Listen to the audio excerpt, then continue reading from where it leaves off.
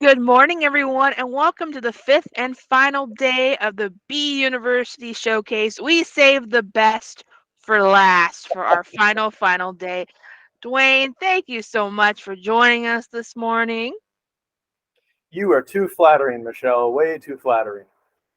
It's the truth. You and the conversations you and I have had have inspired me so much. And we've only known each other months, and I'm already building an empire between our two organizations. So I'm ready to go. I think I've contributed one Lego block.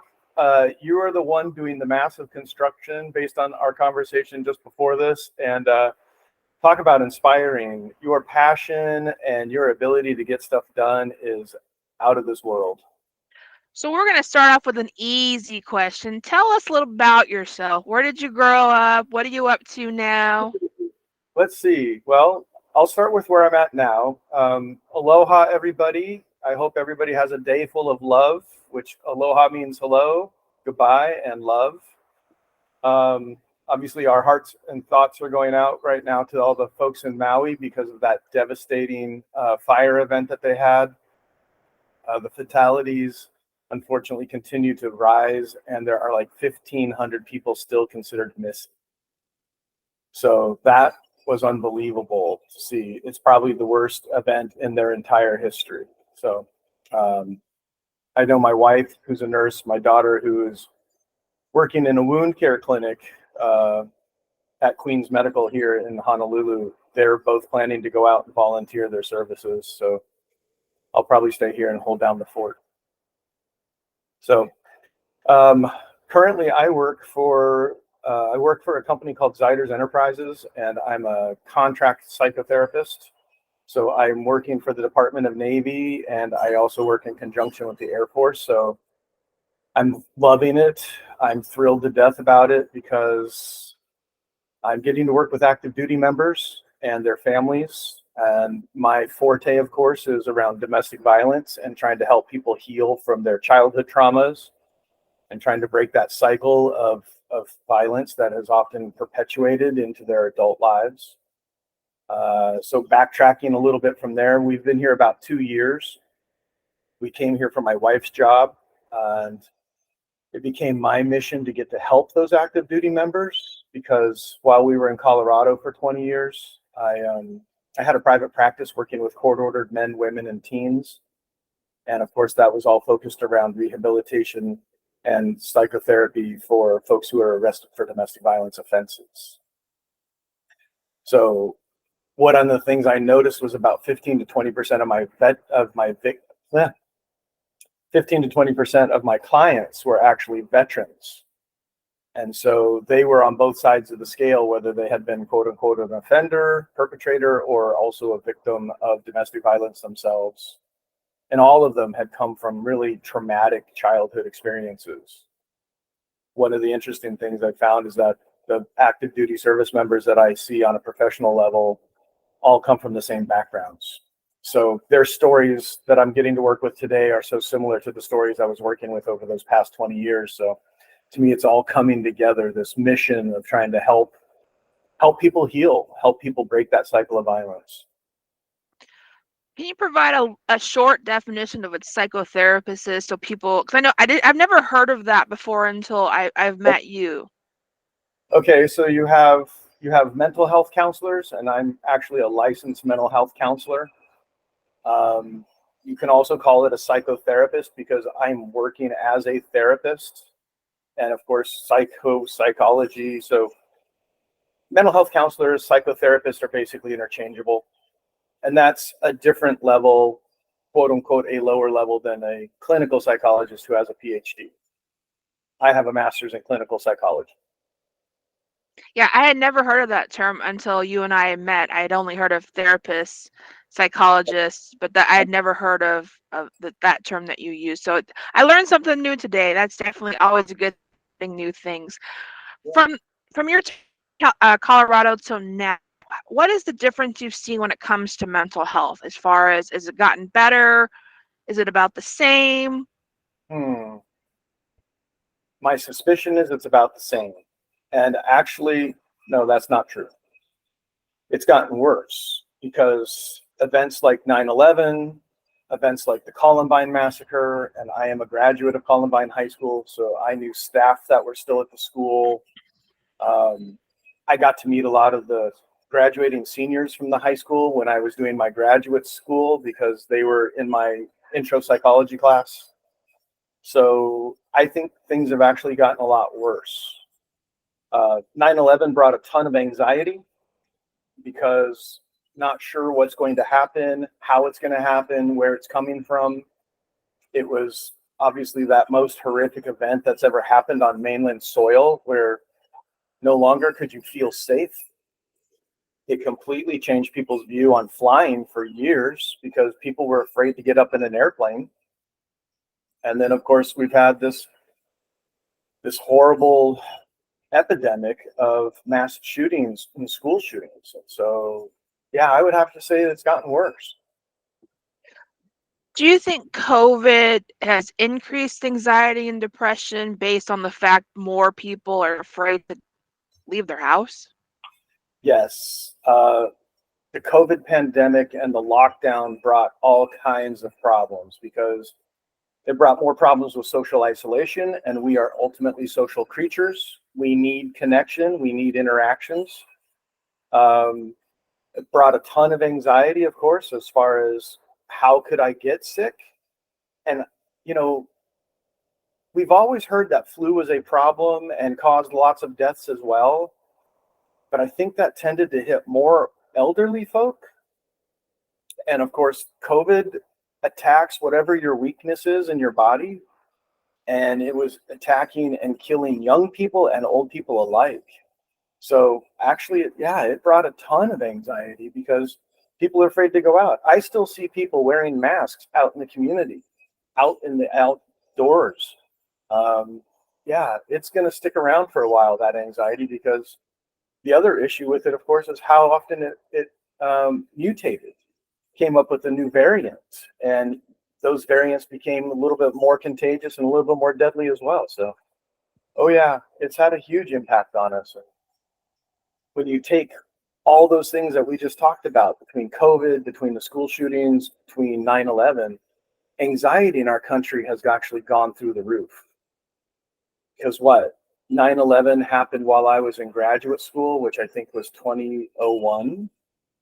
So we've had 22 years where kids that were young and seeing these constant news stories about what had happened internalized all that anxiety, and they've just continued to carry it with them into their adult lives.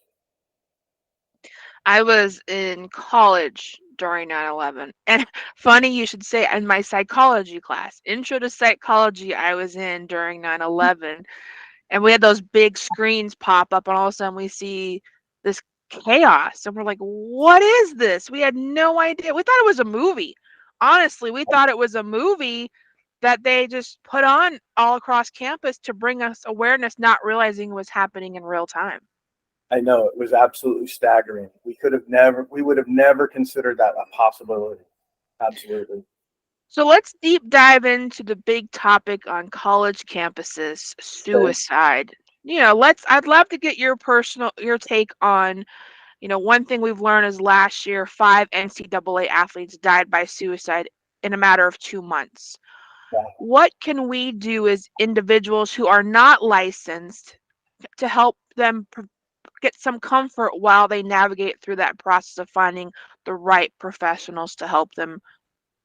I think connection is one of those most important aspects because, again, as I said earlier, we are social creatures. We need interaction. And obviously, if somebody is suicidal, they're typically going to be depressed simultaneously. They may also have some very high levels of anxiety. Um, it's hard to know exactly what all their negative thinking is around, but we just need to be there for people because so often they feel that they are alone, that nobody understands, that nobody cares. Obviously, very common traits have a tendency to feel like that we're worthless, that we're powerless, that we're trapped, that there's no solutions to my problems, and that nobody can help me.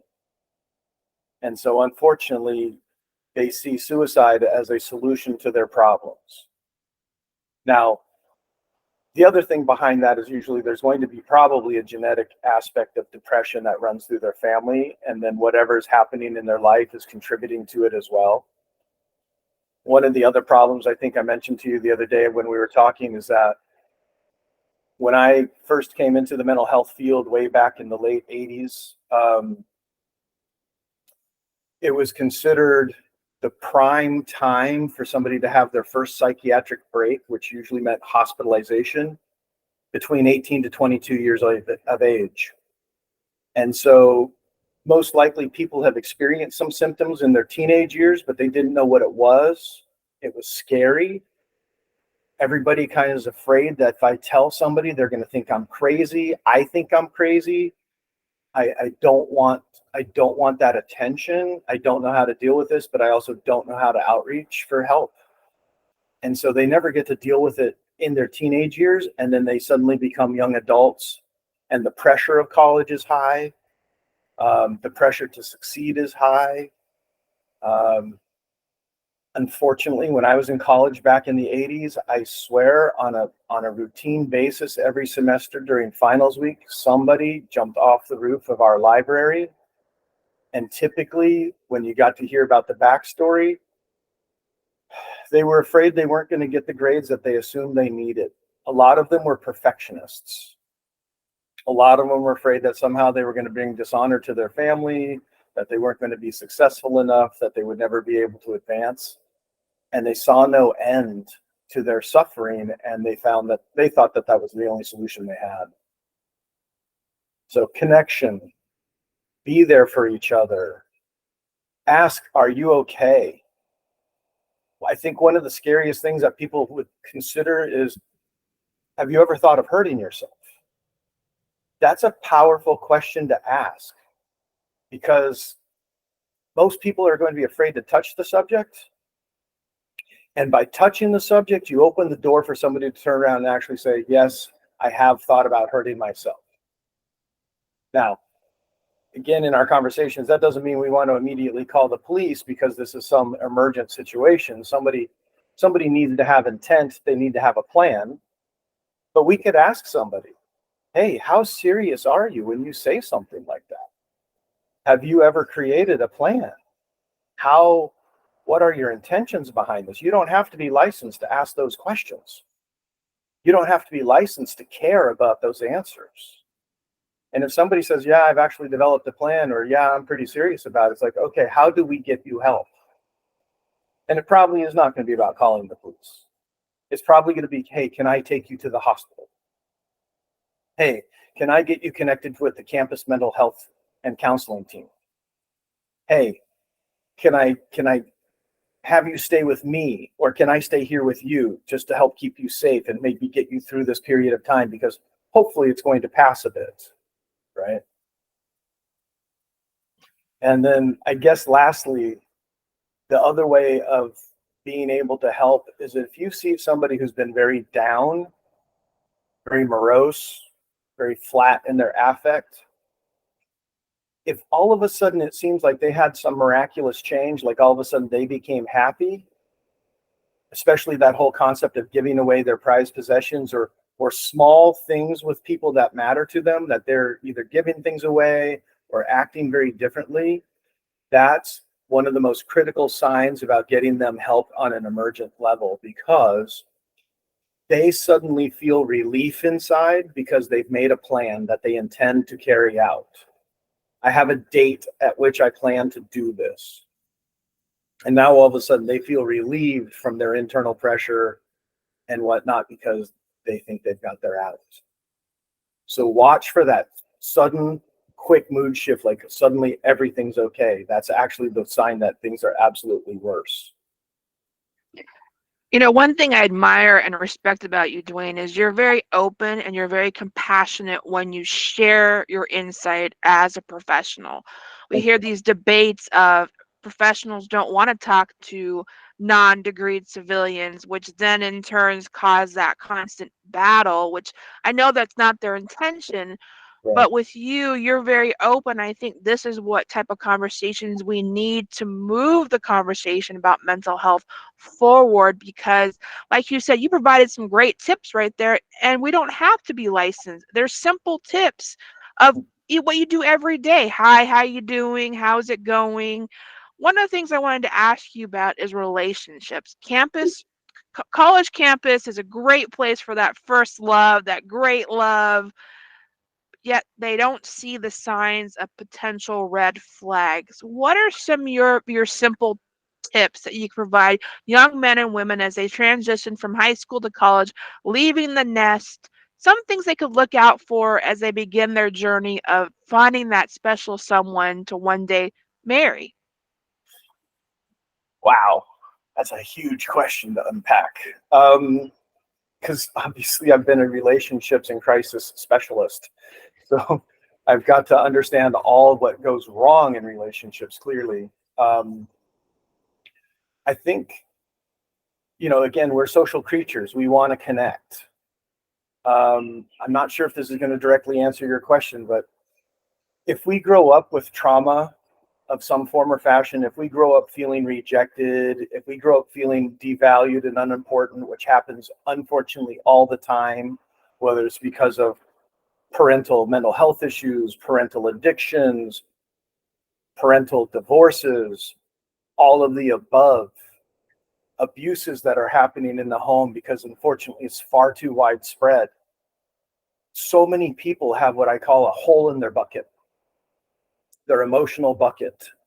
And what's happening is a lot of the good feelings that we are naturally born with as children, that innocence, that joy of life is lost. And so one of the things that happens is people often turn to relationships to put positive energy into me because it's like, oh my God, somebody finally values me for who I am. Somebody finally accepts me. Somebody finally loves me. So a lot of times people are looking for a relationship to make them feel better about themselves. And the sad reality is they may hook up with somebody who's got the same set of baggage as them. And the positive that we may put into this relationship can also then turn around and become part of the baggage that then starts to take it out of our bucket again, because it's codependency issues, excessive jealousy, excessive possessiveness, um, you know, only wanting to spend your time together like you're so horribly enmeshed that I have no life outside myself. We need to have a balance in our life. I need to have this time with this person that I think I really like and might even love, but I need to have my own group of friends. We need to have activities that we do together, but we each need to have activities that we do apart. Again, that's how you find balance, because we want to be able to have enough internal confidence that that's all going to be okay. I don't want to be insanely jealous of who are you talking to, because the sad reality is that that's really, I'm afraid that I'm going to lose you. And if I don't have the internal self-confidence, the internal self-esteem, the internal self-respect to be okay with the fact that, look, most relationships fail. You know, we've got a 50% divorce rate in our country. Half of all marriages then have failed. I like to ask people, how many relationships before that did fail? And the reality is all of them. So it's a it's difficult to call it a numbers game, but the reality is it is, because a lot of times we fall in love with somebody and we want that to be the be all end all relationship for the rest of eternity because we live off this hope. Sad reality is that most relationships don't work out for a variety of reasons, and we need to have that confidence to turn around and let somebody go, have a great life. I'm going to go this way. I'm going to have a great life and see what else comes around. So I don't know if that's entirely answering your question.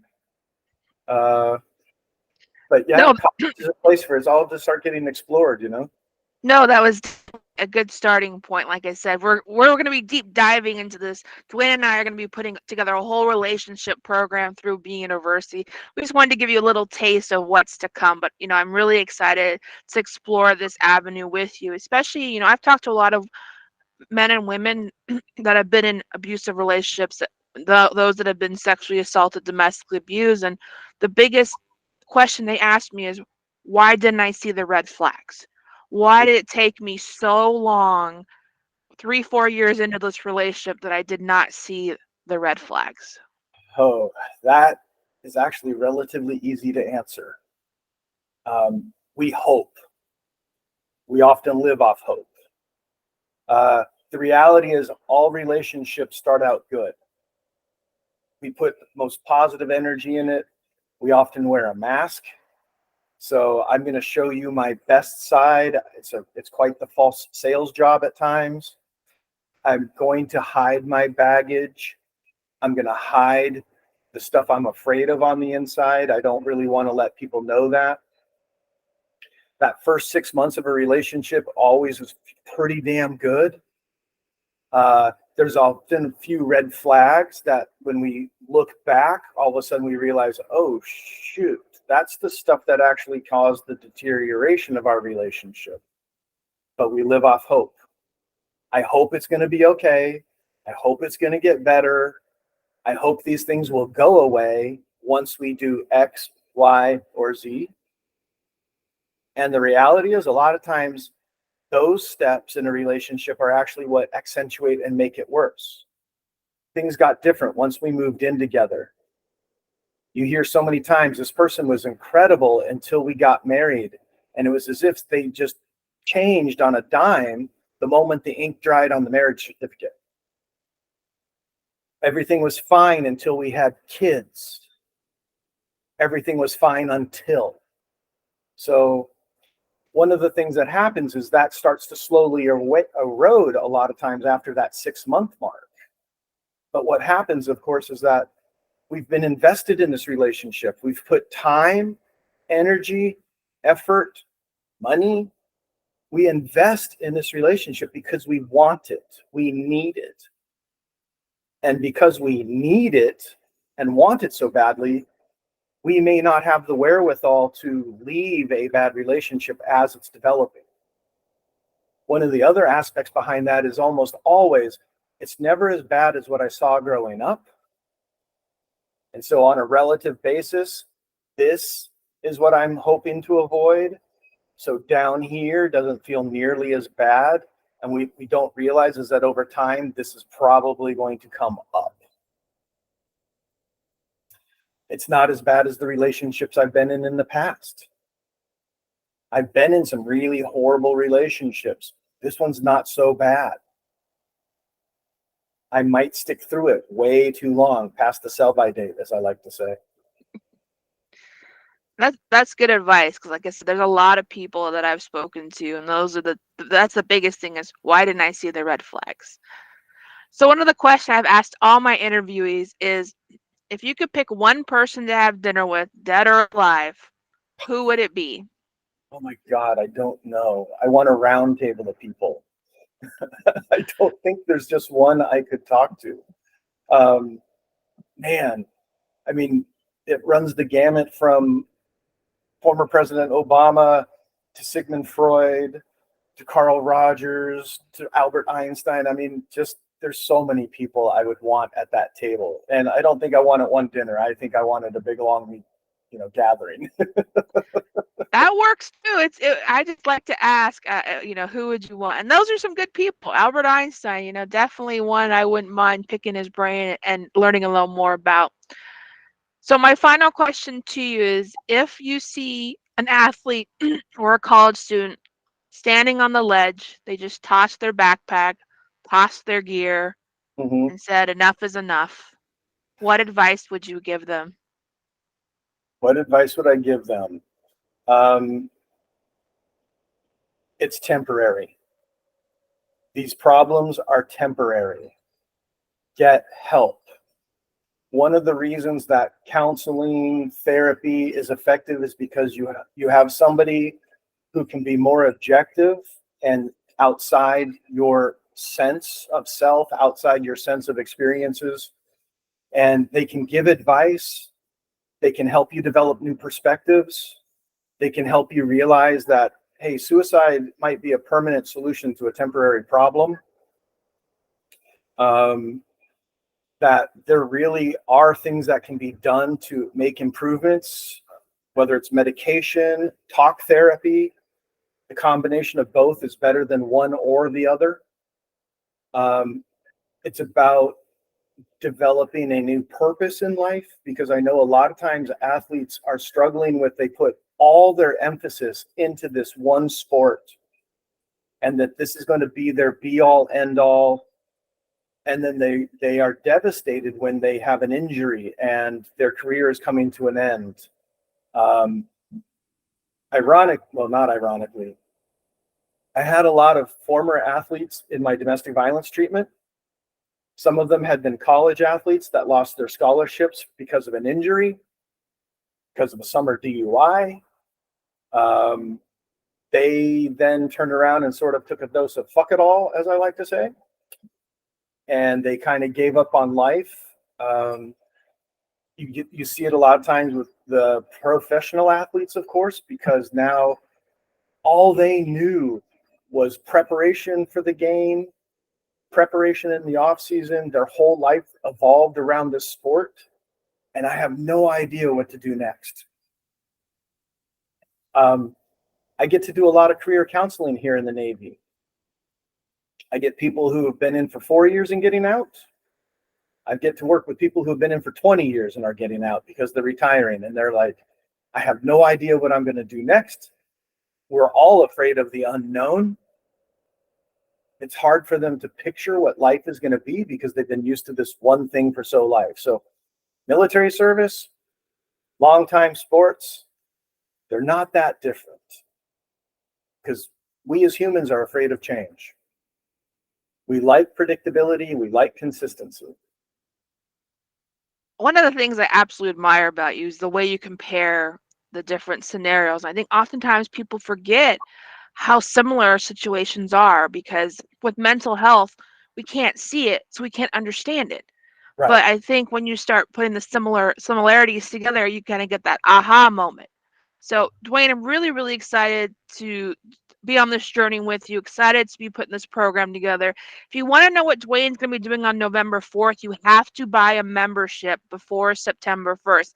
Otherwise, you won't get to know until the rest of the world gets to know. But let me tell you, he is truly inspiring. Dwayne, thank you so much for joining us today and being our final incredible guest of the B University Showcase. You amaze me, woman. You amaze me.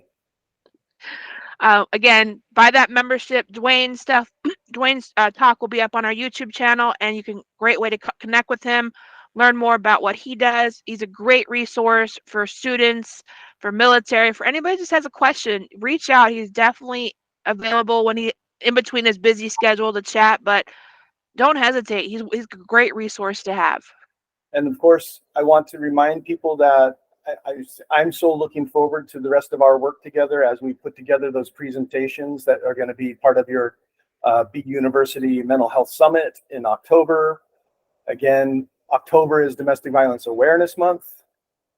That's my specialty, of course. So that information is going to get contained in our presentation around healthy relationships, understanding interpersonal violence. I would love people to check out our website for students and athletes for healthy relationships, which is, of course, stars.org, and that's STAHRS, because the H is for healthy.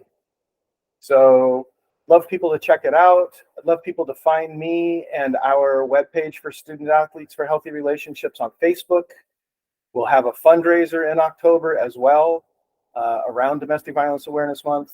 And so psyched to come meet you in person in November for your 5K, for the concert and everything else. So looking forward to as well. Again, thank you guys for joining us for our B University Showcase. You can catch all the replays on our YouTube channel. Everyone's information will be there. Have a great weekend, everyone, and stay safe. Keep slaying it, girl.